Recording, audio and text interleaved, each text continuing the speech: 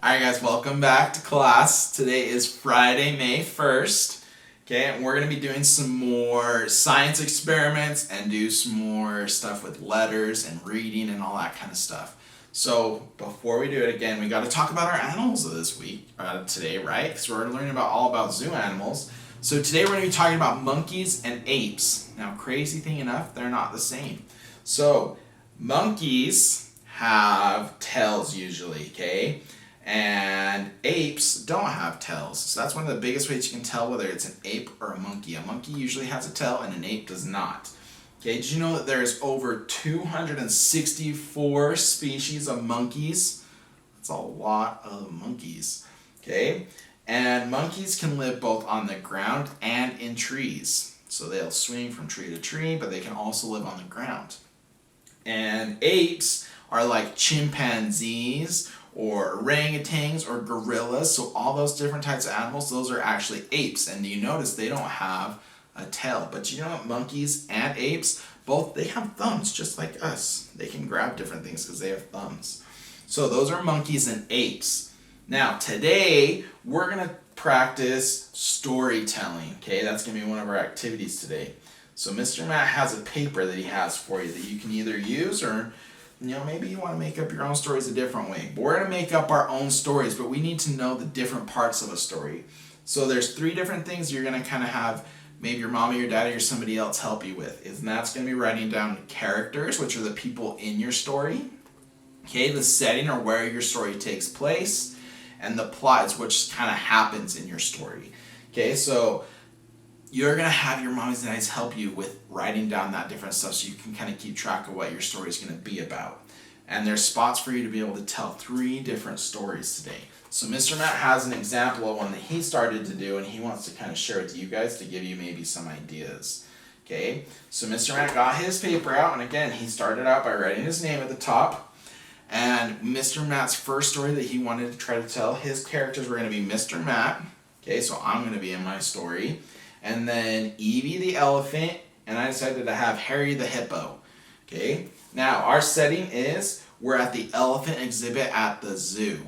Okay, and the plot is going to be that Mr. Matt and Harry want to try to help Evie escape from the zoo. Okay, so now Mr. Matt gets to tell a story. Okay, so once upon a time there was Mr. Matt, and he was walking through the zoo, and he came across a hippo at the hippo exhibit named Harry.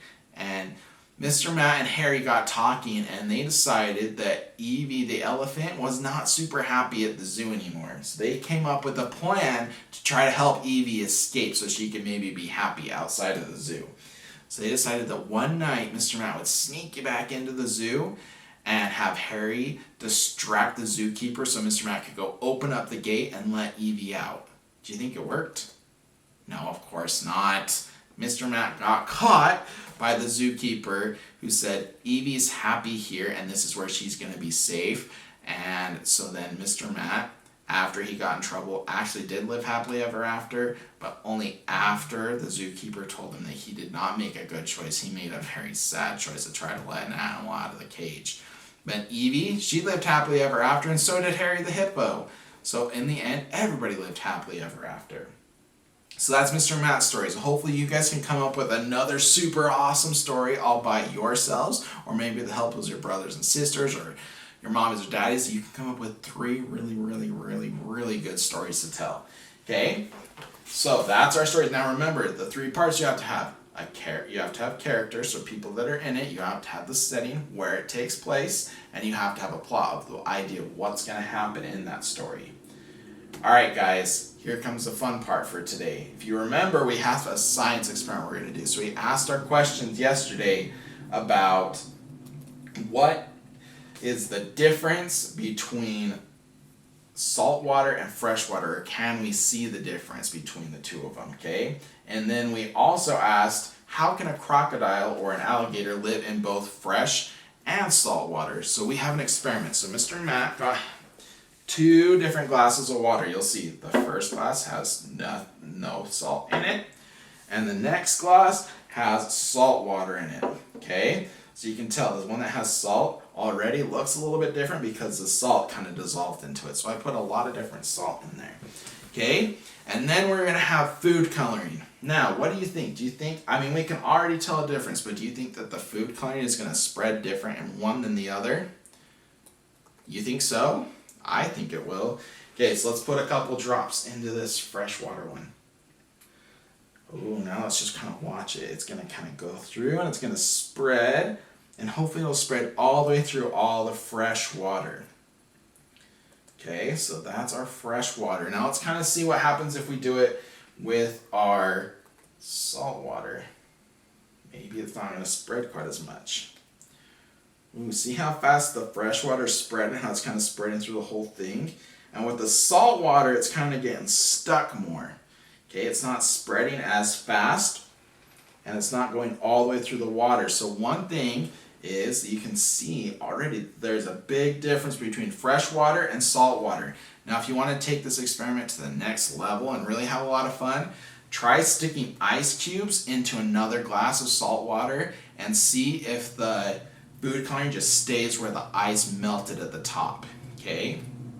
So that's our science experiment. So if you thought that there was a big difference, there is, and you can see it by doing this experiment that we did. Now, to answer our other question, how can a crocodile live in both?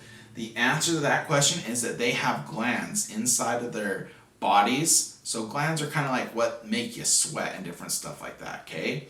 Now,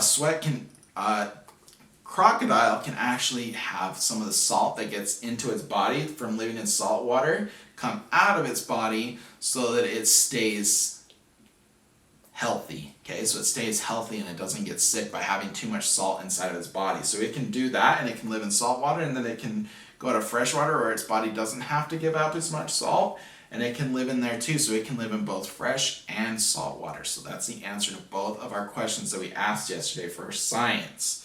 So hopefully we all got a little bit smarter today with our science experiment, with our storytelling. And I hope you have a lot of fun telling stories. Maybe you can tell a really silly story, maybe a scary story.